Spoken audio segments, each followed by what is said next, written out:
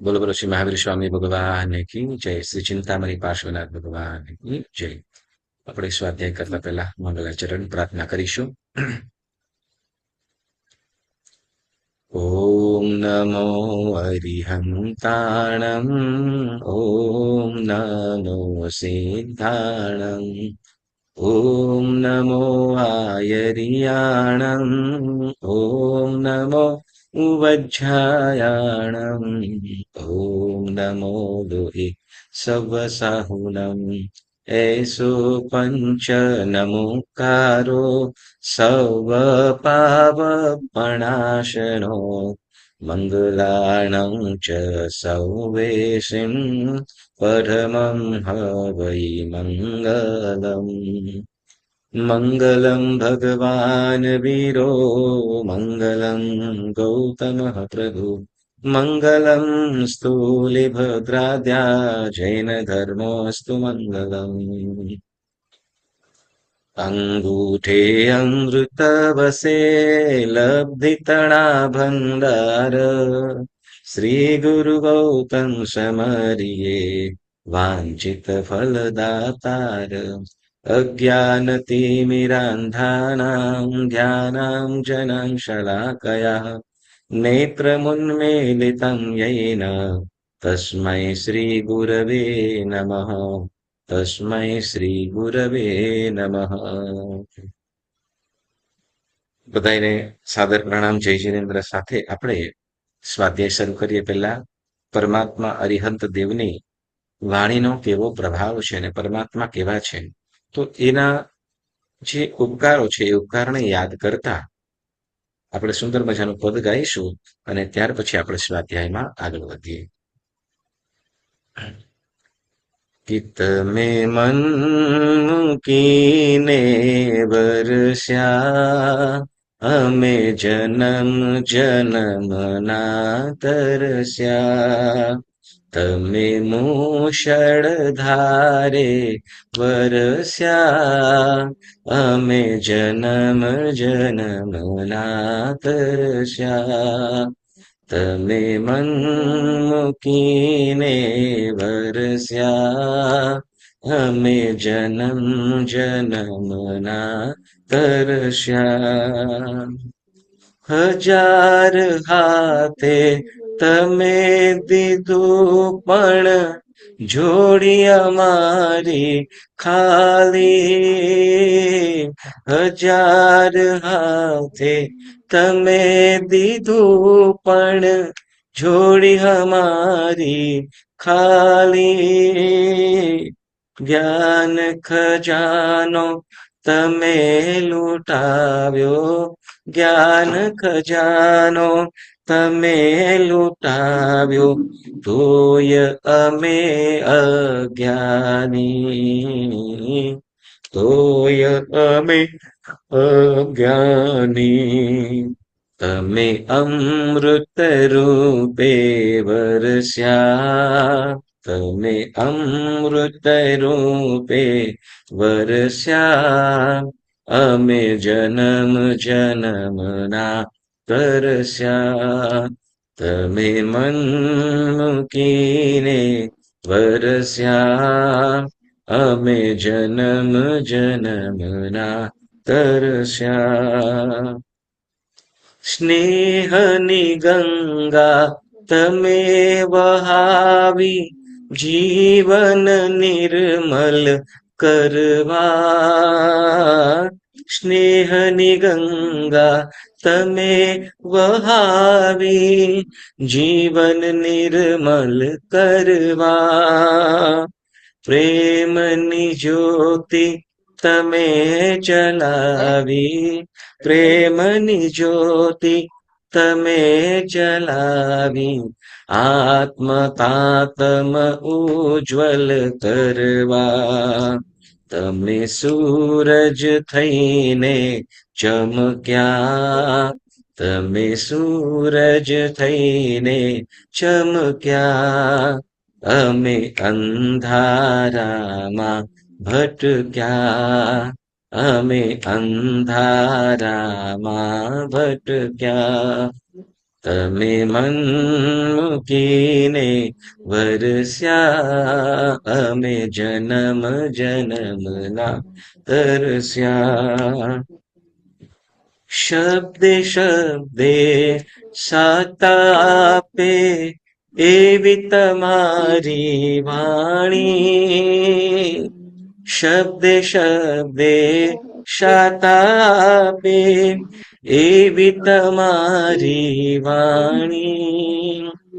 એ વાણીની પાવનતાને અમે કદી ના પીછાની, અમે કદી ના પીછાની. તમે સાગર થઈને ઉમટ્યા, તમે મહેરામન થઈ ઉમટ્યા, અમે કાંઠે આવી અટક્યા. તમે મન મૂકીને વરસ્યા, અમે જન્મ જન્મના તરસ્યા, અમે જન્મ જન્મના તરસ્યા. અનંત ઉપકારી ચરમ તીર્થંકર પરમાત્મા મહાવીર દેવના ચરણોમાં વંદના કરીએ. પ્રગટ પ્રભાવી પુરુષાદાનીય કલિકાલના કલ્પવૃક્ષ સમાન એવા શ્રી પાર્શ્વ પ્રભુના ચરણોમાં વંદના કરીએ. પરમ પૂજ્ય આચાર્ય ભગવંતો, ઉપાધ્યાય ભગવંતો અને સર્વ સાધુ સાધ્વીજી ભગવંતોના પાવન ચરણ કમળમાં ત્રિકાળ વંદના કરીએ. અને આરાધક સાધર્મિક બંધુઓ, શ્રાવક શ્રાવિકા ભાઈઓ બહેનો સૌને સાદર પ્રણામ.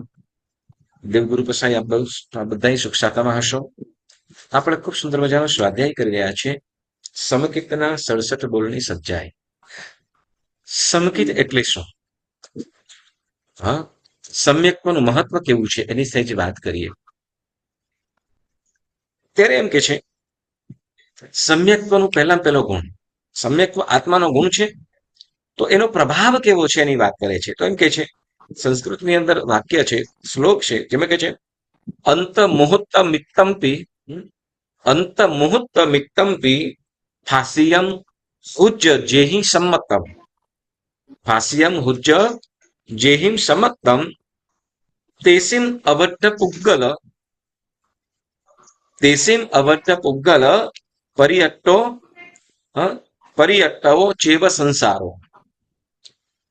આ શ્લોકની અંદર સમ્યક્ત્વની કેટલી મહાનતા દર્શાવી છે એ આપણે સાંભળ્યું. સમ્યક્ત્વના કારણે, સમ્યક્ત્વ મળવાથી, સમ્યક્ત્વ આત્માને સ્પર્શવાથી શું લાભ થાય છે એની વાત કરીએ. તો કે સમ્યક્ત્વ ગુણ જો અંતર્મુહૂર્ત માત્ર પણ પ્રાપ્ત થઈ જાય, સમ્યક્ત્વ અંતર્મુહૂર્ત માત્ર પણ જો પ્રાપ્ત થઈ જાય, એટલે કે વધારે અંતર્મુહૂર્ત એટલે આપણે સામાયિક કરીએ છીએ એટલા સમય પૂરતું પણ સમ્યક્ત્વ જો આત્માને સ્પર્શી જાય તો કે છે કે આ જીવનો સંસાર પરિમિત થઈ જાય, એટલે કે સીમિત થઈ જાય. જે અનંત હતું, જેની કોઈ સીમા નથી, જેનો કોઈ અંત નતું, એ તો કે એનું સીમા આવી જાય. એટલે પરિમિત એટલે એનું પ્રમાણ થઈ. અને કેટલું? તો કે અર્ધ ઉદ્ગલ પરાવર્ત. કેટલું? અર્ધ ઉદ્ગલ પરાવર્તન.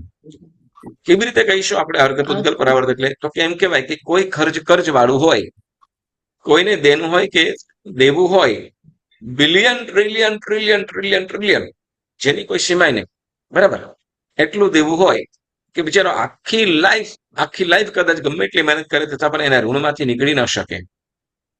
પણ કોઈ એવો વ્યક્તિ આમ કહી દે કે શું કહેવાય ભાઈ, શું કહેવાય કે બધું માત્ર શું? તો કે માત્ર તું અડધો શિલિંગ આપી દે, ખાલી 50 સેન્ટ આપી દે. બોલો હવે કેટલો હાશકારો થઈ જાય એને. કર્જમાં દેવાદાર થઈ ગયેલો, લાખો બિલિયન ટ્રિલિયન નું દેવું થઈ ગયું હોય, અને એવા વ્યક્તિને કહેશે ભાઈ તું શું કે 1 શિલિંગ માત્ર 50 સેન્ટ આપી દે, તારું દેવું બધું માફ. હવે એને કેટલો રાહત થઈ જાય, બરાબર ને? તો એમ કે છે શું? તો કે સમ્યક્ત્વ ગુણ છે અનંતમાંથી અડધામાં આવી જાય. અનંત પૂતગલ પરાવર્ત કાળ જે સંસાર છે એમાંથી અડધાની અંદર આવી જાય સમ્યક્ત્વનો પ્રભાવ. પછી એમ કે છે હવે સમ્યક્ત્વની મહાનતા કે છે કે સમ્યક્ત્વ વિના સમ્યક્ત્વ વિના જીવ કૃષ્ણ પાક્ષિક કહેવાય છે. કેવો? કૃષ્ણ પાક્ષિક એટલે તો કે અંધારામાં ભટક્યા કરવું. જેમ ઘોર અંધારી રાત હોય ને ભટકતો કરે, અહીંથી તહીં કઈ કઈ સમજ ન પડે. એમાં પણ પછી કાળા ડિબાંગ વાદળાઓ ચડેલા હોય, અમાવસ્યાની રાત હોય, હા, એટલે જે ઝીણું ઝીણું તારલાનું કદાચ અજવાળું હોય, હા, પણ એ પણ ન દેખાય, એટલે ઘોર અંધારી રાત જેવું. અને જે સમ્યક્ત્વ જેને પ્રાપ્ત થયેલું છે એ આત્મા કેવો છે? તો કે શુક્લ પક્ષ, એટલે તો કે દિવસના તો સારું હોય જ, એનો પ્રભાવ આખો અલગ હોય. વળી રાત્રિના સમયમાં પણ, રાત્રિના સમયની અંદર પણ શું? તો કે એ ચંદ્રના અજવાળાથી ભલે ઓછો વધતો હોય તો એના પ્રકાશથી ઘણું બધું દેખાય છે, ખ્યાલ આવે છે. બરાબર ને? એટલે શુક્લ પાક્ષિક એમ કહેવાય છે. એટલે કંઈક એને સૂઝબૂઝ છે એવું કે છે. વળી આગળ વધીને એમ કે છે કે સમ્યક્ત્વ વિના જ્ઞાન તે બધું અજ્ઞાન કહેવાય. ફરીથી ને, સમ્યક્ત્વ વિનાનું જે જ્ઞાન એ પણ અજ્ઞાન કહેવાય. અને જે ચારિત્ર છે, સમ્યક્ત્વ વિનાનું ચારિત્ર એ પણ તો કે અવિરતિ ચારિત્ર કહેવાય. એટલે ચારિત્ર હોતે છે તે પણ ચારિત્ર ન કહેવાય. એટલે કે છે, એટલે અને સમ્યક્ત્વ વિનાનું તપ પણ કેવું છે? તો કે બાલ તપાદી. સમ્યક્ત્વ વિનાનું તપ, વળી ક્રિયા, એ બધું જ કેવું કે કહેવાય? તો કે બાલ તપ આદિ કહેવાય. ન મળ્યું ન કરતા ગયા એ રીતે, એટલે સમજણ વિના. સમ્યક બનાવે કે છે. પછી કે છે સમ્યક્ત્વની વિશેષતા શું? તો કે સમ્યક્ત્વ એ એકડા તુલ્ય છે. બાકી બધા ગુણો કેવા છે? તો કે શૂન્ય સરખા. સમ્યક્ત્વ એ એકડાના અંક સરખી છે, અને બાકીના બધા ગુણ છે એ બધા શૂન્ય તુલ્ય. હવે જો એકડા સાથે એકડો હોય ને શૂન્ય લાગે તો એની સંખ્યા 10 ગણી થઈ જાય. બરાબર? પણ સમ્યક્ત્વ ન હોય ને માત્ર શૂન્ય શૂન્ય થતા હોય તો એની કોઈ કિંમત નથી. એટલે સમ્યક્ત્વ એ એકડા સમી છે, અને બાકીની જે ક્રિયા કે ગુણ છે એ બધા કેવા છે? તો કે શૂન્ય સરખા. એટલે એકડા સાથે જયારે શૂન્ય મળી જાય છે ત્યારે એની સંખ્યા 10 ગણી થઈ જાય છે. એટલે અને પછી કે છે હવે સમ્યક્ત્વ કોને? સમ્યક્ત્વ એટલે શું? સમ્યક્ત્વ એટલે તો કે શરીર સાથેના ભેદ જ્ઞાનથી થાય છે. સમ્યક્ત્વ કેવી રીતે થાય છે? તો કે શરીર સાથેનો ભેદ જ્ઞાન, એટલે આત્મા અને શરીર આ બંને વસ્તુ અલગ છે. આ ભેદ જ્ઞાનને જે સમજી જાય, બરાબર ને, હા, એ બરાબર. પછી કહે છે કે શરીર, ઇન્દ્રિયો અને સંસારીઓની સાથેના અભેદ જ્ઞાનથી મોહાધીન ઘણા જીવો ભટક્યા છે અને ભટકે છે. જે જીવો શરીરને જ બધું સર્વસ્વ માની લીધું, એટલે શરીર, પાંચે ઇન્દ્રિય અને સંસારીઓના જે લોકો સગાવાલા સંબંધી વગેરે, તો એની સાથેના સંબંધોને જ હા એ બધાની અંદર મોહાધીન થાય છે, એટલે મોહને આધીન થયા છે. હા, એને આધીન થયા છે.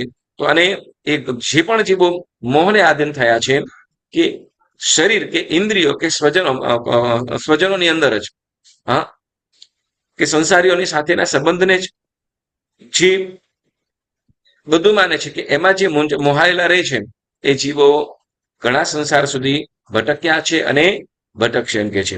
એટલે શું કરવું જોઈએ? તો કે હવે સમ્યક્ત્વ પ્રાપ્તિ માટે શું? માટે સમ્યક્ત્વ મેળવવા માટે ઘણો જ પ્રયત્ન કરવો જોઈએ. ફરીથી સમ્યક્ત્વ મેળવવા માટે ઘણો જ પ્રયત્ન કરવો જોઈએ. અને શું કે છે? અને આ સમ્યક્ત્વને પ્રાપ્ત કરવા જે બને તો કે જીન શાસનની અનુપમ પ્રાપ્તિ, જૈન ધર્મની પ્રાપ્તિ એ જ સમ્યક્ત્વ જીવનનું અનમોલ રત્ન છે. શું કે છે? જૈન ધર્મ, જીનેશ્વર ભગવંતે ભાખેલા ધર્મ ઉપર, જીનેશ્વર દેવ ઉપર, એને ભાખેલા ધર્મ ઉપર કે એની વાણી ઉપર જે પ્રીતિ, એના ઉપર જે ભક્તિ, એના ઉપર આદર બહુમાન ભાવ, એ જ એક સમ્યક દર્શન છે. માટે સમ્યક દર્શન મેળવવા માટે શું કરવું જોઈએ?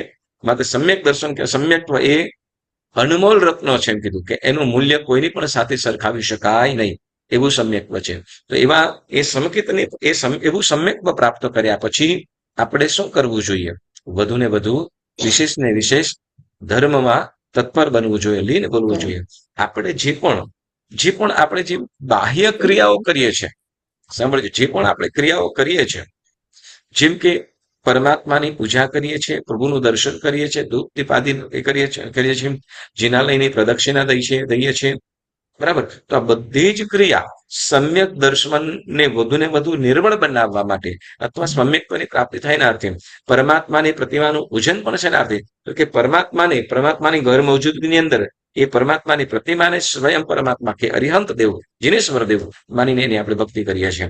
તો બધું જ સમ્યક દર્શનની વિશુદ્ધિ માટે, સમ્યક દર્શનની નિર્મળતા માટે, ધર્મ ઉપર વધુ ને વધુ શ્રદ્ધા આવે, અરિહંત પરમાત્મા ઉપર વિશેષ બહુમાન ભાવ પેદા થાય, એટલા માટે આ શું કર્યું છે? આપણે આરાધના ક્રિયા વગેરે કરીએ છીએ. તો આપણે સમ્યક દર્શન, બરાબર? તો હવે સમ્યક દર્શન કેવી, આ સમ્યક દર્શનના 67 બોલ, જેને આપણે કહીશું સંકેત અને 67 બોલની સજ્જાઈ, કે એ 67 વસ્તુઓ જે કીધી છે, આપણે જે વાતો કહે છે, એ જે નથી કરવાની એનો ત્યાગ કરીએ અને જે કરવાનું કહ્યું છે એમાં વિશેષ ઓતપ્રોત બનીએ, કે જેથી આપણને જે મોહનીય કર્મના ક્ષમથી કે દર્શન મોહનીય કે મિથ્યાત્વ મોહનીય મંદ પડવાથી જે આપણને સમ્યક્ત્વ પ્રાપ્ત થયું છે એ વધુ ને વધુ વિશુદ્ધ બને, જીનેશ્વર પરમાત્માના ધર્મ ઉપર આપણને આદર ભાવ, બહુમાન ભાવ પેદા થાય, શ્રદ્ધા વધે, એના માટે આપણે આ ચોક્કસ ને ચોક્કસ આરાધના ક્રિયા કરવી જોઈએ. અને જેમાં જેઓએ પણ, સાંભળજો, જેઓ પણ આ સમ્યક દર્શનને વધુ ને વધુ નિર્મળ બનાવવા, વધુ ને વધુ મેળવવા માટે અને મેળવેલું છે, તો એને એમાં સ્થિર થયા છે, ક્યાંય ડગ્યા નહીં, કષ્ટ કે દુઃખો આવતા છતાં પણ જે ધર્મથી પતિત નથી થયા, સમ્યક્ત્વને કોઈ પણ રીતે મલિન ન થવા દીધું, તો એવા આત્માઓની વાતોથી આપણે આ સમ્યક દર્શનને કેવી રીતે વધુ ને વધુ વિશુદ્ધ બનાવવું જોઈએ, એ સમ્યક્ત્વમાં સ્થિર રહી શકીએ, એના માટેની કથાઓ આપણે સાંભળી રહ્યા છીએ. જેમાં સમ્યક્ત્વ માટે 9મો આપણો અધિકાર સમજી રહ્યા છીએ. 9મો અધિકાર છે ને? હા, 9મો અધિકાર છે. એમાં આપણે 6 પ્રકારની જૈનાની વાત કરી રહ્યા છીએ, બરાબર ને? 6 પ્રકારની જૈના કઈ? નમન, વંદન, દાન, અનુપ્રદાન, આલાપ અને સંલાપ, બરાબર ને? બરાબર છે? કઈ કઈ છે ફરીથી હવે તમે બોલી જાઓ. વંદન,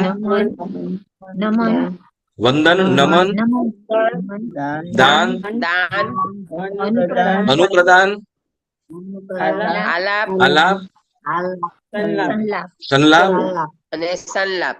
બરાબર? તો આ 6 પ્રકારની જૈના થઈ. હવે એના અર્થ છે આપણે જોઈ લઈશું, પછી આપણે આગળ કથામાં કન્ટિન્યુ આગળ વધીશું.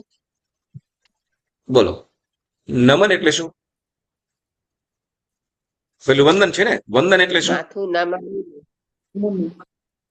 બે હાથ જોડીને માથું નમાવીએ, વંદન. નમન,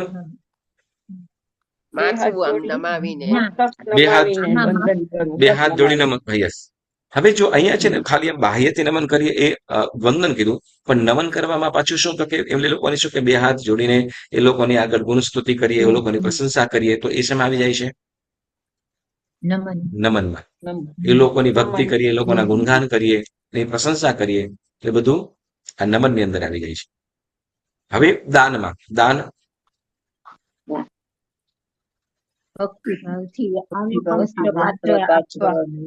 કોઈ માંગણી કરીને આપણે આપીએ, માંગણી કરીને આપીએ, એ તો અનુકંપા પણ થઈ શકે ને. ઓકે, વારંવાર દાન કરવું, વારંવાર નહીં. દાન પહેલા, દાનની વાત કરી, પછી અનુ વસ્ત્ર, પાત્ર, આહાર વગેરે આપવું.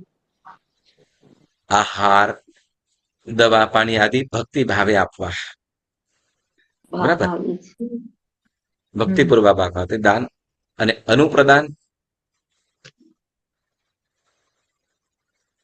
ઓકે, ભક્તિ ખાલી આમને આપવું, બરાબર, આપવું ખાલી આમ છે કે જાગ્યો ભાવ જાગ્યો આપી.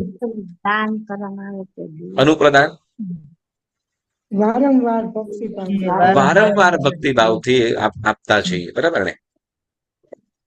તો એને શું કહેવાશે? અનુપ્રદાન. અનુપ્રદાન, બરાબર ને?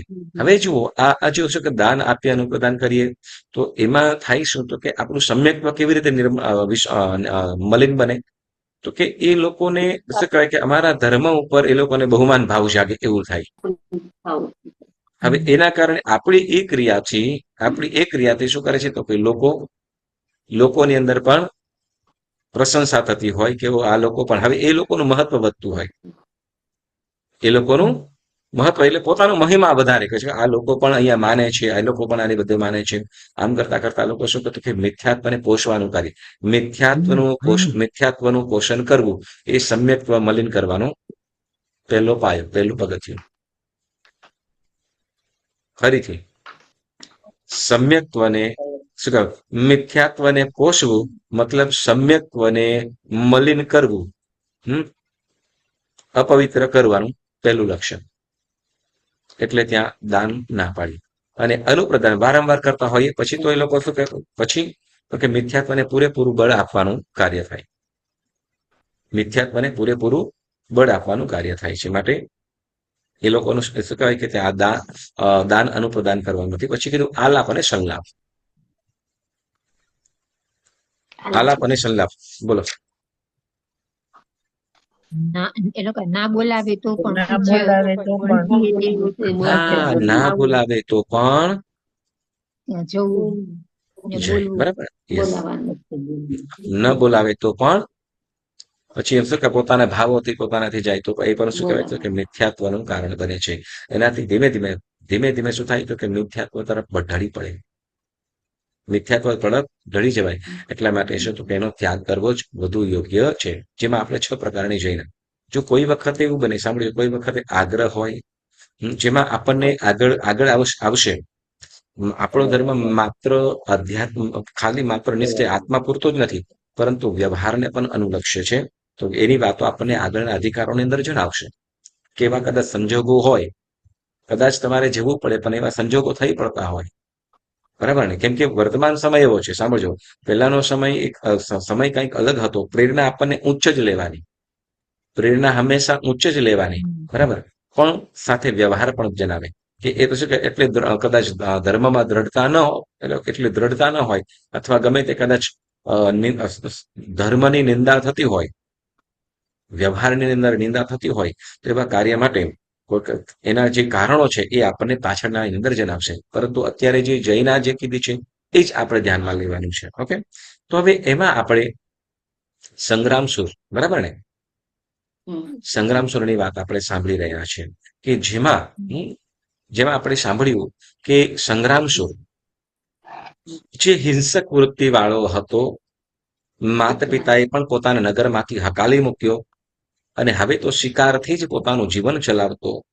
ગુરુ ભગવંતનો યોગ થયો અને એને તો પૂર્વ કોઈ કારણસર પરગામ જવાનું થયેલું.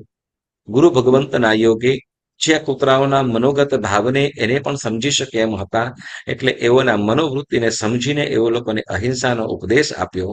કૂતરાઓના જીવનમાં જે હિંસક કૂતરાઓ જે શિકારની અંદર એવા માહિર કે તરત હનારો કરતા, જેને જીવને હણવાની અંદર સહેજ પણ વાર ન કરે, એવા એ કૂતરાઓ પણ શું તો કે ગુરુ ભગવંતના પ્રભાવે, એ વાણીના પ્રભાવે અહિંસા ધર્મનું શું મહત્વ છે, હિંસાથી કેવું મહા નુકસાન છે, જીવ હિંસા કેવું મહાપાપ છે, વગેરેની વાતો જણાવતા કૂતરાઓ પણ અહિંસા ધર્મને પામ્યા. એની વૃત્તિથી જોઈને આ શિકારી બનેલો એવો શિકારનો વ્યસની એવો આ સંગ્રામસુર પણ શું થયો? તો કે કૂતરાઓ જો અહીંયા જીવની પ્રેરણા થઈ કે ધન્ય છે આ જીવોને કે ગુરુ ભગવંતના યોગ મળતા. એ લોકોને સમજણ નથી, છતાં પણ એ લોકો હિંસાની પ્રવૃત્તિને મૂકી દીધી અને મારી જાતને ધિક્કાર છે, હું બધું સમજું છું, જાણું છું, સમાજથી, મા બાપથી, રાજપાટથી તિરસ્કાર કરાયેલો એવો છતાં પણ હજી હું કેવો ધિક્કાર છે મારા જીવતરને કે હું નિર્દોષ જીવોની હિંસા કરું છું. અને પોતે પણ ગુરુ ભગવંત પાસે જાય. ગુરુ ભગવંત પાસે જઈને ત્યાં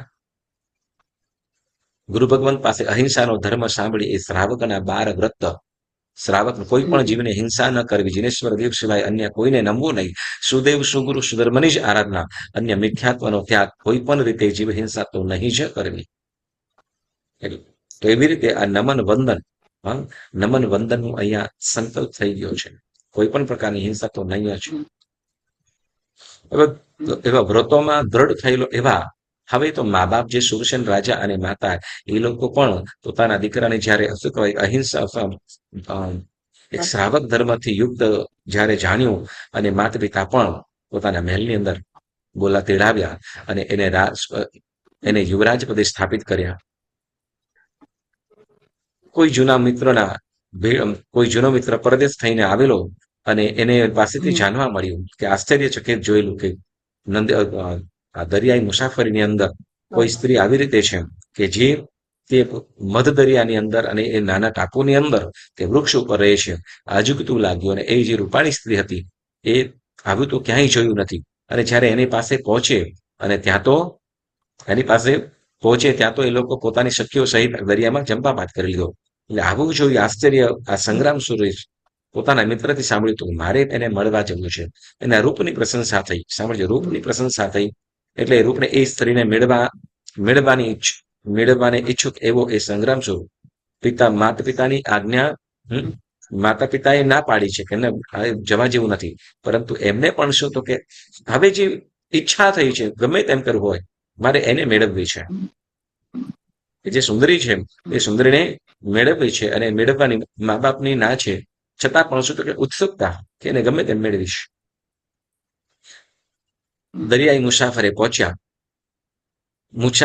પહોંચ્યા અને મિત્ર પણ બતાવ્યું અને ઓલી જે સ્ત્રીઓ હતી એ પૂર્વવત જોવાઈ. પરંતુ વાણ જ્યાં પહોંચ્યું અને ત્યાં વાણ જ્યાં નજીક પહોંચે ત્યાં તો પોતાના તરફ એ આવતું વાણ જોઈને અને હવે અહીંયા જ લાગશે કદાચ એમને આમ રહીશું તો કદાચ આપણને પણ કેચ પણ કરી શકે. એટલે બધી સ્ત્રીઓ એક આખા વૃક્ષ સહિત બધી સ્ત્રીઓ એ દરિયાની અંદર જંપાપાત કરી લીધું. હવે દરિયામાં જંપાપાત કર્યો એટલે હવે તે વખતે આ સંગ્રામ સુર છે ગમે તે થાય હું પણ એની પાછળ જંપાપાત કરીશ અને દરિયામાં જંપાપાત કર્યું. અને હવે ઓલા મિત્રને બીજા વાહનવાળા છે એ લોકો પણ વિચાર કર્યો કે થોડી વાર જોઈ પરંતુ ત્યાં કઈ થયું નહીં, કોઈ હલનચલન વગેરે કઈ પાછું આવવાનું કઈ દેખાયું નહીં. એટલે વાહન લઈને ત્યાંથી ના નીકળી ગયા. હવે આગળ વધ્યું એવું કે ભાઈ આ બાજુ જંપાપાત કરીને હવે ત્યાં તો શું છે કોઈને કઈ ખ્યાલ નથી. જેવો ઓલો સંગ્રામ સુર જંપાપાત કરીને દરિયામાં પહોંચે અને થોડી જ અંદર જતા ત્યાં તો જલકાંત મણીનો મોટો મહેલ છે. જલકાંત મણીઓથી તૈયાર થયેલો મહેલ કે જેમાં પાણી આજુબાજુની અંદર છે, પાણી અંદર છે નથી. આખો મહેલ ત્યાં રહે છે. અને મહેલની અંદર એક બે ત્રણ માળ નીચે ઉતરતા જાય અને ત્યાં એક માળ ઉપર ફ્લોર ઉપર ત્યાં બેડ ઉપર જેને વૃક્ષ ઉપર જોઈ હતી એ કન્યા સૂતી દેખાણી છે. અડધી ચાદર ઓળીને, મોઢું ખુલ્લું છે અને ચાદર ઓળીને સૂતી છે. અને આમ બધું જોતા સંગ્રામ સુર પણ નીચે ઉતર્યો. સંગ્રામ સુર નીચે ઉતરતા આમ ધીમે ધીમે પગથિયા ઉતરતું જાય ત્યારે એક શયન કક્ષની અંદર સુંદર અલંકારોથી વસ્ત્રોથી સજ્જ એવી આ કન્યા ત્યાં સૂતી છે દેખાણી. અને એની પાસે જઈને એની ચાદર ખોલી અને એની બાજુમાં બેસ્યા. અને તે વખતે એ કન્યા પણ બેઠી થઈ. અને પછી સંગ્રામસુર પૂછે છે, સંગ્રામસુર પૂછ્યું કે આવું દરિયાની અંદર આવું અજુગતું આજે આશ્ચર્યજનક લાગે છે કે દેવી આપ કોણ છો? પોતાનો પરિચય આપે, મણિમંજરી નામ જણાવે.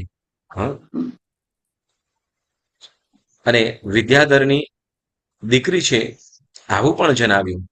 અને અંતે બંને જણા હવે અને અહીંયા રહેવા પાછળનું કારણ એ પણ જણાવ્યું. આપણે જે સાંભળી રહ્યા છે કે પિતાએ મારા પતિ સંબંધી જયારે વિચાર કર્યો અને તે વખતે તો કે દરિયાની અંદર એ આ રીતે રહેશે અને એને મેળવવાની ઇચ્છુકતાથી જે રાજકુમાર એટલે સંગ્રામસુર એ દરિયામાં જંપાપાત કરશે તો એને મેળવવા માટે એની પાસે એ પણ જંપાપાત કરશે અને ત્યાં એ લોકો બંનેનું મિલન થશે.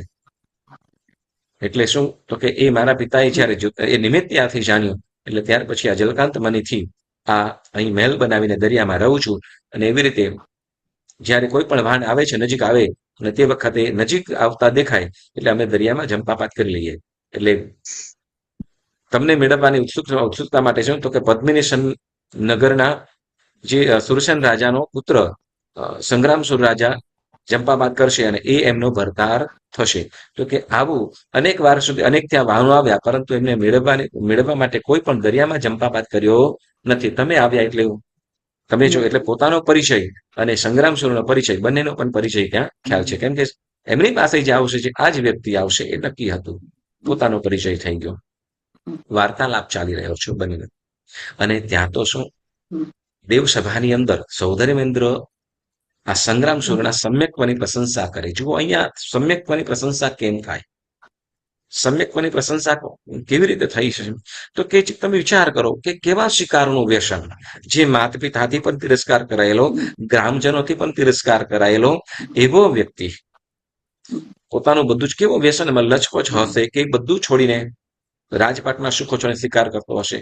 પરંતુ હવે એ જીવ જ્યારે ધર્માત્મા પણ એવો ગુરુ ભગવંતના સંઘની અંદર આવીને એવો ધર્માત્મા બની ગયો છે, એટલે કે એવો વ્રતમાં દ્રઢતા વાળો થયો છે કે જેના કારણે એની પ્રશંસા ઇન્દ્ર પણ કરી રહ્યા છે. જેઓ એવી એકદમ સાવ નીચલી કક્ષાની અંદર ઉતરેલા હોય પછી જે ધર્મમાં સ્થિરતા થાય, જે ધર્મમાં સ્થિર થાય અને જે અડગતા રહે, જે અડગ રહે એની પ્રશંસાઓ પણ થતી હોય. અહીંયા પ્રશંસા થઈ રહી અને કોઈ દેવ એની વાતને માની વાત ગળે ન ઉતરી અને એની પરીક્ષા કરવા માટે આવ્યો. હવે શું કહેવાય, એકદમ સરસ એકબીજાની સાથે વાર્તાલાપ થઈ રહ્યો છે, સ્નેહ મિલનની વાતો થઈ રહી છે. અને એમાં આ રાક્ષસ વિકરાળ રૂપ, મોટા દાંત, નખ અને ડરાવણું રૂપ, મોટી મોટી જટાઓ હોય, દાંત મોટા મોટા, વળી શું કહેવાય ઓલા માથાના શું કહેવાય ઓલી ખોપરીઓ હોય, એની માળાઓ પહેરી હોય, અને એવા કાળા દિબાંગ મતલબ શું કહેવાય જોઈને ડરી જાય, બિહામણું રૂપ એટલે ડરાવણું રૂપ એવું ત્યાં આવ્યો છે ને એકદમ પાછો મોટી કટ ખાધી છે. તો એવું રૂપ લઈને આવેલો છે ને હસતો હસતો ત્યાં આવે છે ને જણાવે. અને આવતાની સાથે શું આવીને હસતા હસતા એકદમ હસતા જણાવે છે ઓલા કે અટ્ટહાસ્ય એટલે કે એ હસવું એ પણ હસવાની અંદર પણ ફરક. શું અટ્ટહાસ્ય એટલે તો કે જે જીવને મારી નાખવા માટે કે ખતમ કરી નાખવા માટેનું જે હાસ્ય હોય એ અટ્ટહાસ્ય કહેવાય. અને હસવું એટલે કોઈ શું બીજી રીતે તો હસવું એટલે કે કઈ ખુશી હોય, કોઈ સરસ મજાનો પ્રસંગ બન્યો હોય તો એમાં જે હસવું તો એને એ હાસ્ય, તો એ અટ્ટહાસ્ય કરે કે જેમાં હાનિ કરવાની હોય. હવે અહીંયા એ રાક્ષસ આવેલો છે અને રાક્ષસ આવીને કહે છે કે ભાઈ કોણ છે, અહીંયાથી ચાલ્યો જા.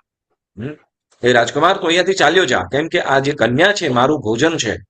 હું ઘણા દિવસથી ભૂખ્યો છું અને આજે મને મળી છે, આજે મારે એને ખાઈને એનું ભોજન કરીશ. એટલે તું અહીંયાથી ચાલ્યો જા, નહીં તો તને પણ ખાઈ જઈશ. એટલે આમ કહીને શું તો કે તરત ઓલી રાજકુમારી જેનું નામ છે મણિમંજરી, એને હાથમાં લઈને પોતાના ઉપરથી આમ પગથી એને ગળવાનું શરૂ કર્યું. બોલો સંગ્રામસુર પણ શું કહેવાય કે હિંમત વાળો હતો, ડરી હવે તો એનું મારે રક્ષણ કરવાનું છે, હવે મારે આધીન થઈ છે, એને તો ગળી જાય ન ચાલે. તરત ખડગ કાઢ્યું, જે ખડગ હતું ખડગ લઈને તરત એની પછી એને હુમલો એને મારવા દોડ્યો. અને જ્યાં પ્રહાર કરે ત્યાં તો તરત જ પોતાના હાથ વડે એ ખડગ પકડીને તોડીને ફેંકી દીધું. અને આ બાજુ ગળવાનું ધીમે ધીમે ચાલુ છે, ધીમે ધીમે. અને આ બાજુ સંગ્રામસુર હવે તો કે ખડગ તૂટી ગયું એટલે તરત બાહુ હાથથી એમ એની સાથે પ્રહાર કરવા લાગ્યો, બાહુ યુદ્ધ કરવા લાગ્યો. પણ ત્યાં તો હવે ક્યાં ઓલો રાક્ષસ, ક્યાં દેવ અને ક્યાં સંગ્રામસુર. તરત ને હાથ મરડીને આમ કરીને હાથ મરડીને પગ ભૂમિ પર એને પાડી દીધો. ભૂમિ પર અને હવે એ રીતે પકડીને દાબી દીધો છે ત્યાં. અને હવે કહેવા લાગ્યો શું તો કે હવે તને છોડીશ નહીં.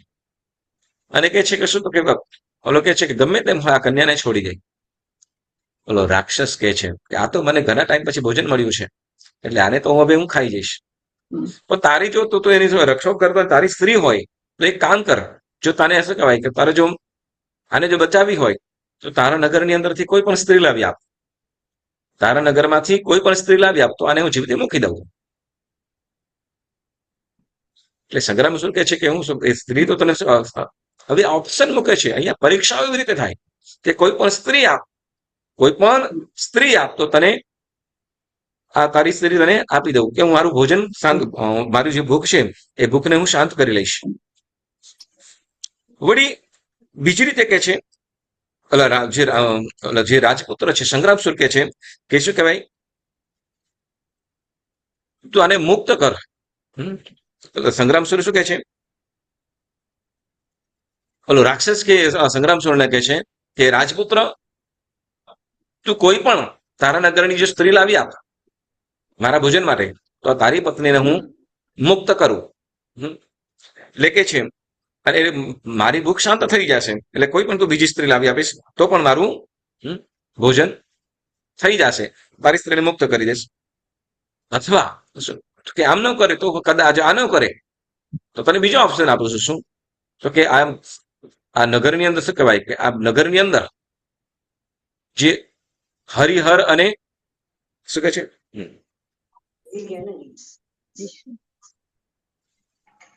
જે આમાં એ કે છે કે આ નગરની અંદર જ તારા નગરની બાજુની અંદર શું તો કે ચરક પરિવ્રાજક વગેરે જે ધર્મગુરુઓ છે, ચરક પરિવ્રાજક આદિ છે મિથ્યાત્વી ધર્મગુરુઓ છે, તો એ લોકો છે તો એ લોકોના ચરણોની અંદર જઈને તું સેવા કર, એની ભક્તિ કર. જો આમ કરીશ તો પણ તારી આ પત્નીને હું જીવિત મૂકી દઉં. પેલું કીધું શું તો કે કોઈ પણ આ સ્ત્રીની બદલે તું કોઈ પણ સ્ત્રી મને લાવી આપ જે ભરાવદાર શરીર વાળી હોય, બરાબર ને? હા, ભરાવદાર શરીર વાળી હોય તો એવી તારા નગરની કોઈ પણ સ્ત્રી લાવી આપ તો આ તારી પત્નીને હું મુક્ત કરી દઉં. અથવા તો કે જે તારા નગરની અંદર જે પરિવ્રાજક અને ચરક વગેરે જે ધર્મગુરુઓ છે તો એની તું સેવા ભક્તિ કર, એમને નમન વંદન કર, તો પણ આ તારી સ્ત્રીને મુક્ત કરું. કદાચ એ પણ ન થાય, આ કોણ તો કે રાક્ષસ ઓલા સંગ્રામસુરને કહે છે, જે શ્રાવક ધર્મમાં જે દ્રઢ સંકલ્પ વાળો છે એવો. અને રાક્ષસ આગળ વધીને શરત મૂકે છે કે જો હવે કદાચ તો એ પણ ન કરે તો એક કામ કર. શું? તો કે આ ત્રણ ભુવનના સર્જનહાર, આ ત્રણ ભુવનના સર્જનહાર એટલે કોણ? એટલે કે ત્રણ ભુવન સર્જનહાર, સંહારહાર અને પાલનહાર. સર્જનહાર એટલે બનાવ્યું, સંહારણ એટલે જે નાશ કરે છે, અને પાલનહાર એટલે જે પાલન કરે છે. તો એવા હરિહર અને વિષ્ણુ એટલે કેમ કે છે બ્રહ્મા વિષ્ણુ અને મહેશ, એઓની તું પૂજા કર, એઓની તું એ ભગવાનોની તમે તું પૂજા કર, નમસ્કાર કર અને એની સેવા કર, તો પણ તારી પત્નીને હું મુક્ત કરું. અથવા કે છે અથવા એમ કે છે શું અથવા કે છે કે મારી પ્રતિમા બનાવ. એટલે આ દેવ આ બધું કહેવા પાછળ કરતું પહેલા શું કીધું તો કે જે ચરક પરિવ્રાજક વગેરે જે ગુરુઓ છે એનું હું આરાધના કરું છું. વળી આ હરિહર અને વિષ્ણુ આદિ છે તો એની પણ ભક્તિ કરું છું. જો એ પણ કરીશ તો પણ તને તારી પત્નીને મુક્ત કરી દઈશ. અને કદાચ એમને કરે તો શું કર તો કે મારી પ્રતિમા બનાવીને તું નિત્ય પૂજા કર, મારી પ્રતિમા બનાવીને નિત્ય પ્રતિદિન તો પૂજા કર, તો પણ તારી પત્નીને અથવા બરાબર આ કાર્યમાંથી કોઈ પણ તું કાર્ય કરી, હજી 4 વસ્તુઓ કીધી એમાંથી કોઈ પણ વસ્તુ કરે તો તારી પત્નીને મૂકી દઉં. હવે ત્યારે આ કુમાર કે છે, આ સંગ્રામસુર કહે છે કે મારા પ્રાણ જાય, સાંભળજો કેવી દ્રઢતા છે, મારા પ્રાણ જાય તો પણ જીનેશ્વર દેવ સિવાય હું અન્ય કોઈને પણ નમન કરવાનો નથી. કેમ કે શું તો કે સાધર્મિક જે સુસાધુ શું કહે છે કે જીનેશ્વર પરમાત્મા સુસાધુ અને સાધર્મિકને છોડીને જે અન્ય દેવદેવીઓને હું નમસ્કાર કરતો નથી. બરાબર? જીનેશ્વર દેવ, સુસાધુ અને સાધર્મિક સિવાય અન્યનું કોઈને પણ હું નમસ્કાર કરતો નથી. તથા જે નરક ગતિનું કારણ છે, શું કે છે જે નરક ગતિનું જે પ્રધાન કારણ કીધું, પ્રધાન એના મુખ્ય નરક ગતિના પ્રધાન કારણ છે એવો જીવવત તો હું કરતો જ નથી. જીવહિંસા એ નરકનું પ્રધાન મુખ્ય દ્વાર કે છે. એટલે કે નરક ગતિનું જે બરાબર ને, અને કે છે શું કીધું તો કે નરક ગતિનું જે પ્રધાન દ્વાર એટલે તો કે મેન જે નરક ગતિની અંદર લઈ જાય એવો જીવવત તો હું કરીશ જ નહીં. અને વળી આગળ વધીને કહે છે શું? તો કે શાસ્ત્રમાં કહ્યું છે કે સમ્યક્ત્વની વિરાધના, સમ્યક્ત્વની વિરાધના અને જીવનો વધ. ફરીથી, સમ્યક્ત્વની વિરાધના અને જીવનો વધ એ તો કે અનંતવાર નરક ગતિના પતનનો હેતુ છે. એટલે કે સમ્યક્ત્વની વિરાધના, સમ્યક્ત્વથી પતિત થવું, અને જીવની વિરાધના આ શું છે? તો કે અનંતવાર નરકની અંદર ધકેલવાનું કારણ. એટલે એવું શું કહેવાય? એટલે સમ્યક્ત્વ જીવની વિરાધના કરીશ જ નહીં. એટલે હે રાક્ષસ, સંગ્રામસુર કહે છે કે હે રાક્ષસ, તારે જે પણ કરવું હોય તે કર. અને કે છે કે તારે પણ આવું કાર્ય કરવું યોગ્ય નથી. શું? તારે પણ આવું કાર્ય કરવું યોગ્ય નથી. કે જીવવધની જે વાત કરે છે કે અન્ય જે મિથ્યાત્વી દેવો કે એના ધર્મગુરુઓ છે એનું જે તું કરે છે એ તારે પણ કરવા યોગ્ય નથી. હું તો નહીં જ કરીશ. તારે પણ કરવા. કેમ? તો કે એ અનંતવાર નરકની અંદર લઈ જશે. જીવવધ અને સમ્યક્ત્વની વિરાધના એ તો અનેક વાર નરક ગતિની અંદર નાખે એમ છે. માટે તારે પણ કરવા જેવું નથી. તમે વિચાર તો કરો, શરીર શું કહેવાય? શરીર બંધનમાં છે, પીડાય છે, પોતાની પ્રાણ પ્રિયતામાં, જે પ્રિયતામાં એના મુખની અંદર જઈ રહી છે અને વધારે એ રુદન કરી રહી છે, આક્રંદ કરી રહી છે. મને બચાવો, હે સંગ્રામસુર, મને બચાવો, આ મને ખાઈ જઈ રહ્યો છે. હવે આ કેવું હશે? આ ધર્મમાં દ્રઢતા કેવી હશે? આ ધર્મમાં દ્રઢતા એના માટે કહું છું, જેના માટે એમને સંસારનો બધો જ સંસાર, બધા માતા પિતા વગેરે બધા ના કહેતા હતા, છતાં પણ એમને ત્યાં એને મેળવવાની ઉત્સુકતાથી આવ્યો. વળી ઘણા બધા લોકો જોઈ, પરંતુ જે પોતાના જીવનો પણ વિચાર કર્યા વગર, પોતાના પ્રાણની પણ પરવાહ કર્યા વગર એ દરિયાની અંદર જંપાપાત કરી દે છે જેને મેળવવા માટે. હવે જ્યારે જેને મેળવવા માટે પોતાના પ્રાણનો પણ ત્યાગ કરવા માટે તૈયાર થઈ ગયેલો એવો સંગ્રામસુર હવે આને જ્યારે ગળે છે ત્યારે પણ શું કહે છે કે તું ગમે તે કરવું હોય એ કર, પરંતુ તો કે આ વસ્તુ તો મારાથી શક્ય જ નહીં. તો આ કેવી ધર્મની દ્રઢતા હશે? જેને મેળવવા માટે પ્રાણનો પણ વિચાર નથી કર્યો કે કદાચ હું જંપાપાત કરીશ અને દરિયામાં પડીશ તો પછી શું થશે? તો ખ્યાલ જ કે મોટા એ વખતે ખ્યાલ નતો કે નીચે મહેલ છે કે એવું કાંઈ ખ્યાલ નતો. બસ કૂદી પડ્યો કે પોતાના પ્રાણ કરતા પણ જેને વધારે ચાહે છે અને હવે એને ગળી રહ્યો છે, છતાં પણ કહે છે કે તારે મને જે પણ કરવું હોય એ કર. જીવવત તો હું નહીં જ કરું. મિથ્યાત્વ દેવદેવીઓના ચરણોમાં તો નહીં જ નમું. સમ્યક્ત્વ જીનેશ્વર પરમાત્મા સુસાધુ કે સાધર્મિક ભક્તો સિવાય અન્યને કોઈને પણ નમસ્કાર કરીશ નહીં. અમારો તારે પણ કે જીવવદ અને સમ્યક જીવવદ જે નરકનું કારણ છે એ તારે પણ કરવા જેવું નથી. આ ઓલા જે રાક્ષસજી એને મારવા માટેનો કરી રહ્યો છે એને પણ આ ઉપદેશ આપે છે.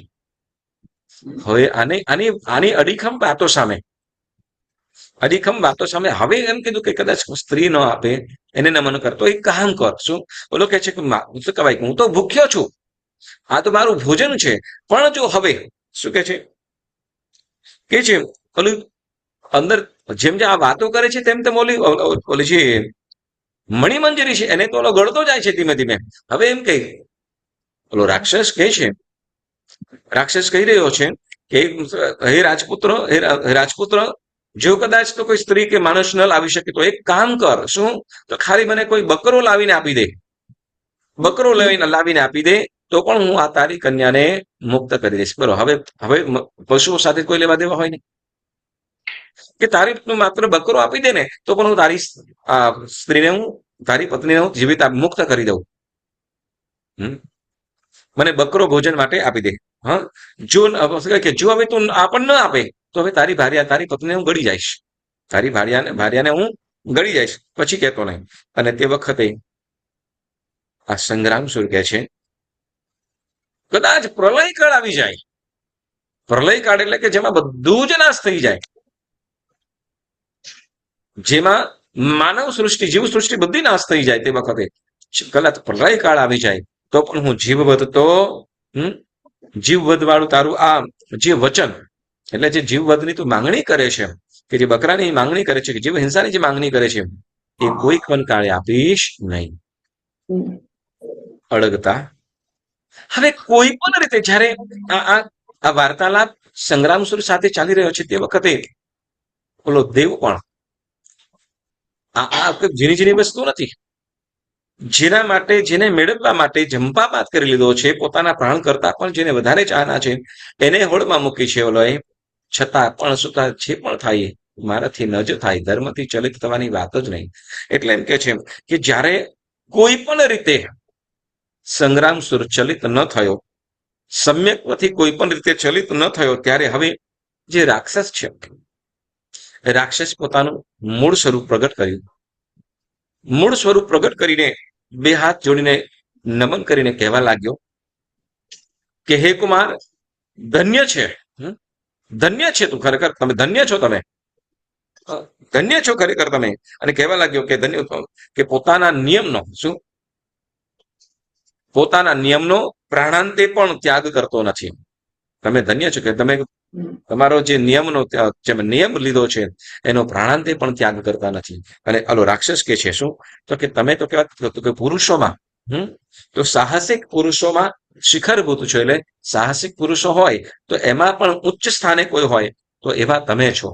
કોણ કે સાહસિક પુરુષોમાં કોઈ શિખરના ઉચ્ચ સ્થાને કોઈ હો તો એ તમે છો. આવી પ્રશંસા કોણ, તો કે દેવોની અંદર ઇન્દ્ર, દેવસભામાં ઇન્દ્રે તમારી પ્રશંસા કરી અને મૂઢમતી વાળો એવો હું આ તમારી વાતને શું, એ વાતને અવગણીને હું તમારી પરીક્ષા કરવા માટે આવ્યો. અને એ પરીક્ષાની અંદર ખરેખર તમે ઉત્તીર્ણ થયા છો. નમન કરે છે એને, ધન્ય છો તમે, એને પ્રશંસા કરે, ધન્ય છે તમારી ધર્મ દ્રઢતાને. તો આવી રીતે નહીં તો, એટલે હવે કે છે દેવ કહે છે કે જે સ્ત્રી ખાતર તમે નગર, સ્વજનો, રાજ્ય વગેરે છોડીને દરિયામાં જંપાપાત કરી દીધો. જીવન પણ મતલબ દરિયામાં જંપાપાત કર્યો, મતલબ શું કે જીવન પણ ત્યાગ્યો. કેમ કે દરિયામાં જંપાપાત કરવાનો મતલબ શું, તો કે મૃત્યુને ન તરવું. મતલબ મૃત્યુને પણ ન કર્યું, છતાં પણ પ્રાણાંતે પણ તમે, એટલે મતલબ પ્રાણનો અંત આવવા છતાં પણ આવે છતાં પણ તમે જે લીધેલા નિયમો કે નિયમને ત્યજ્યો નહીં, એટલે ત્યાગ ન કર્યો, તમે છોડ્યો નહીં, ધર્મથી ડગ્યા નહીં. અને આમ કે છે કે ધન ધાન્ય આદિ માટે, ધન સંપત્તિ આદિના માટે ઘણા લોકો દરિયામાં જંપાપાત કરનારા છે. ધન સંપત્તિ આદિની પ્રાપ્તિ માટે દરિયામાં જંપાપાત કરવા માટે ઘણા બધા લોકો તૈયાર હોય છે અને કરતા હોય છે, બરાબર. પણ જે ધર્મના ખાતર, ફરીથી જે ધર્મના પણ પ્રાણાંતે પણ નિયમનો ભંગ કરનાર પુરુષ કોઈક જ વિરલે હોય કે ધન સંપત્તિ, વૃદ્ધિ વૃત્તિ, ભાર્યા વગેરે મેળવવા માટે દરિયામાં જંપાપાત કરતા હોય, બરાબર. પણ જે ધર્મ માટે, વ્રત માટે, નિયમ માટે જે કદાચ કોઈ દરિયામાં જંપાપાત કરતું હોય તો એવા તો વિરલા કોઈક જ પુરુષો હોય, એમ કે છે. એટલે આવી પ્રસન્ન થયો. એટલે કે છે હવે દેવ કે છે, દેવ મૂળ સ્વરૂપની અંદર, મૂળ સ્વરૂપમાં આવેલો એવો એ દેવ કે છે કે હે રાજકુમાર, હે રાજપુત્ર, તારા ઉપર ખૂબ પ્રસન્ન થયો છું. તું કઈક વરદાન માંગ, જે પણ તને જોઈતું હોય માં, બધું જ આપીશ. પણ અહીં તો આ સંગ્રામસુર તો નિષ્પૃહ ભાવ વાળો છે. સંગ્રામસુર નિષ્પૃહ ભાવ વાળો, એટલે જેને કોઈ પણ પ્રકારની અપેક્ષા નથી, જેને કોઈ પણ પ્રકારની અપેક્ષા નથી, તો એવો એ સંગ્રામસુર કંઈ પણ માંગતો નથી. ખૂબ ખુશ થયેલો, પ્રસન્ન થયેલો છે, પરંતુ માંગવાનું કહે છે છતાં પણ કંઈ પણ માંગતો નથી. હવે આ સંગ્રામસુર, હવે તે વખતે આ જે દેવે એ મણિમંજરી અને સંગ્રામસુરના ત્યાં ગંધર્વ વિવાહ કરાવ્યા. ગંધર્વ વિવાહ એટલે તો કે જેમાં માત્ર કન્યા અને વર કન્યા બે જ જણ હોય અને કદાચ વિધિ કરાવનાર હોય એ, બરાબર. તો એને એ દેવે ત્યાં બંને વર કન્યાને ત્યાં ગંધર્વ વિવાહ કરાવ્યા, એટલે લગ્ન કરાવ્યા અને દાંપત્ય જીવન ભોગવતો એવો ત્યાં. હવે જ્યારે આ વાત જ્યારે મણિમંજરીના પિતાને સમાચાર અને મણિમંજરીની વાત જાણી. બરાબર. કોણે? તો કે જે મણિમંજરીની આ રીતે લગ્ન થયા છે સંગ્રામસુર, હા, પદ્મિનીશન રાજાના પુત્ર સંગ્રામસુરના સાથે આ મણિમંજરીના લગ્ન થયા છે. આ વાત જ્યારે પ્રજ્ઞપ્તિ દેવીના મુખે આ રથાનુકૂલ ચક્રવાલ એનો જે રાજા છે વિદ્યાધર, તો એને ખ્યાલ આવ્યો, જાણ થઈ, એટલે પોતાના સપરિવાર સાથે એને લેવા આવ્યા અને એ સંગ્રામસુર અને પોતાની દીકરી મણિમંજરી એ બંનેને પણ ક્યાં? તો કે પોતાના નગરની અંદર લઈ ગયા અને ત્યાં ખૂબ વાજતે ગાજતે ધામધૂમપૂર્વક એમને ત્યાં તેડાવ્યા અને ખૂબ સુંદર મજાનો મહેલ આપ્યો અને ત્યાં રહેવા લાગ્યા. અને ત્યાર પછી હવે આ પદ્મિનીશન કુમારના નગરની અંદર જે આ સંગ્રામસુર સુરસેન રાજા, એ સુરસેન રાજા પણ પોતાના પુત્રને આવેલા જાણ્યા અને તે વખતે એમને તેડાવીને એ સુરસેન રાજા પણ, જે યુવરાજ તો સંગ્રામસુર હતો જ, પણ એને એ સંગ્રામસુરને પોતાનું રાજ્યાભિષેક કરી રાજપાટ સોંપ્યો અને રાજપાટ સોંપીને એ પોતે તો કે દીક્ષિત થયા અને દીક્ષિત થઈને એ પણ પોતાની આત્મ સાધના કરી. અને આ બાજુ સંગ્રામસુર એ પણ ભલી અને રૂઢી રીતે ન્યાયપૂર્વક પ્રજાનું પાલન કરે છે, રક્ષણ કરે છે અને આમ કરતા અનેક પ્રકારના જિનાલયો, જીન ચૈત્યો નિર્માણ કરાવ્યા, દેવગુરુની ભક્તિ કરી રહ્યા છે અને દેવગુરુની ભક્તિ અને શ્રાવક ધર્મને ખૂબ વિધિપૂર્વક, વિશેષતાપૂર્વક અને શુદ્ધતાપૂર્વક આરાધના કરતા પોતાનું જીવન વિતાવે છે. રાજ્યનું પાલન કરે છે, પ્રજાનું પાલન કરે છે, રક્ષણ કરે છે અને ન્યાય પણ આપે છે. તો એવો પ્રજાપ્રિય રાજા સંગ્રામસુર થયેલો છે અને ખૂબ સુંદર રીતે રાજપાટ પણ ચલાવે છે અને પોતાની ધર્મ આરાધના પણ કરે છે. પોતાના જે ગ્રહણ કરેલા વ્રતોની અંદર અડીખમપણે એનું પાલન કરતા સંગ્રામસુર રાજા પણ પોતાનું આયુષ્ય પૂર્ણ કરી, કેટલાક વર્ષનું રાજ્ય સહિત આયુષ્ય પૂર્ણ કરી શ્રાવક ધર્મને બહુ રૂઢી રીતે પાલન કરતા આયુષ્ય પૂર્ણ થયે સંગ્રામસુર રાજા પણ શું? તો કે એ પાંચમા દેવલોકની અંદર પાંચમા દેવલોકમાં દેવપણે ઉત્પન્ન થયા અને ત્યાંથી પાંચમા દેવલોકમાંથી જ્યારે આયુષ્ય પૂર્ણ કરી અને ત્યાંથી મનુષ્ય ભવ કરી મોક્ષે જશે. બરાબર. તો આ સમ્યક્ત્વનો પ્રભાવ કે કેવા વ્યસનની અંદર હતા અને નમન અને વંદન એની જયના આમ તો ન જ કરવું, જે દ્રઢતા, નમન અને વંદન, જેમાં દેવે જે પરીક્ષા કરી કે જેમાં ગમે તે થાય, મારો પ્રાણ જાય છતાં પણ હું એ તો નહીં જ કરું. એટલે સમ્યક્ત્વમાં જે દ્રઢ રહ્યા, પોતાના વ્રત પાલનમાં અડગ રહ્યા અને અહિંસા પ્રવર્તાવી, તો એવા એ સંગ્રામસુર રાજા પોતાનું આયુષ્ય પૂર્ણ થઈ પાંચમા દેવલોકની અંદર પણ ગયા અને ત્યાંથી આયુષ્ય પૂર્ણ થઈ મનુષ્ય ભવ થઈને મોક્ષે પણ જશે. એટલે શ્રાવક ધર્મ પણ, એટલે આપણે જે સિદ્ધાનંદ બુદ્ધાનંદ સૂત્રમાં એક સુંદર મજાની વાત આવે છે, એકોવી નમસ્કારો જીનવર વસહસ વદ્ધ માણસ સંસાર સાગરાઓ તારે એ નરમ નારીબા. બરાબર ને? ઇકોવી નમસ્કારો મતલબ એક પણ કરેલો નમસ્કાર, પરમાત્મા દેવને એક પણ કરેલો નમસ્કાર શું કરે છે? તો કે સંસાર સાગરાઓ તારી નરમવનારી વા. શું? તો કે આ સંસાર સાગરથી મનુષ્યને તારણહાર બને છે. તો આ નમન કયું? કેવી પ્રકારનું નમન? તો કે પરમાત્માના ગુણગાન, પરમાત્માની સ્તવના, પ્રભુએ બતાવેલા ધર્મની આરાધના, ઉપવાસના. તો એમાંથી કોઈ પણ નિયમનું અડીખાવાનું વ્રતપૂર્વક, નિયમપૂર્વક, સંકલ્પપૂર્વક ગમે તે થઈ જાય, એનું જે પાલન કરે છે તો એને નમન કીધું છે. અહીંયા આપણે સામાયિક કરીએ છીએ, પરમાત્માની પૂજા કરીએ છીએ, પરમાત્માની આજ્ઞા સ્વરૂપ ઔષધ અને પ્રતિક્રમણની ક્રિયા કરીએ છીએ, આ બધું નમન કહેવાય છે અથવા નમન અને વંદનમાં. તો આપણે જ્યારે આ આરાધના કરીએ છીએ તો એ આરાધના કરતા કંઈ પણ આરાધના કરીએ, અડીખમપણે કરીએ, તો એ આપણને સંસારથી મુક્ત કરાવે છે. એટલે સંસાર સાગરથી જીવોને નિસ્તાર કરી દે છે, એટલે કિનારે મોક્ષરૂપી કિનારા સુધી પહોંચાડે છે. તો એવા એ ધર્મને, પરમાત્મા વીરે બતાવેલા ધર્મની આપણે ખૂબ રૂઢી રીતે, ભલી રીતે આરાધન કરીએ અને નમન વંદન જે જૈના છે તે એનો ત્યાગ કરીએ અને પરમાત્મા તરફ વધુ ને વધુ ભક્તિ અને આરાધના કરીએ. એ જ અભ્યર્થના સાથે આજનો સ્વાધ્યાય આપણે સ્થગિત કરીએ છીએ. આ સ્વાધ્યાય કરતા જીનાજ્ઞા વિરુદ્ધ કંઈ પણ બોલાયું હોય તો પુણ્યશાળીઓ મન વચન કાયાથી ત્રિવિધે ત્રિવિધે ત્રિવિધે મિચ્છામિ દુક્કડમ મિચ્છામિ દુક્કડમ મિચ્છામિ દુક્કડમ. આવતી વખતે આપણે દાન અને અનુપ્રદાન એના વિશે પણ વાતો કરીશું. બરાબર, તો આજે આપણે સ્થગિત કરીએ છીએ. ઓકે, સરસ.